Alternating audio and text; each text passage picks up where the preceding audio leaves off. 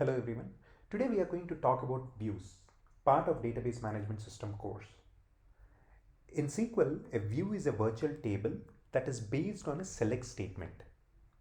A view does not store any data by itself, but rather retrieves data from one or more tables when it is queried. Views can be useful for several reasons.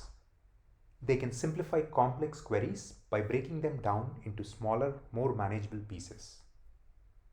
They can provide a level of security by allowing users to access only the data that they need without giving them direct access to the underlying tables.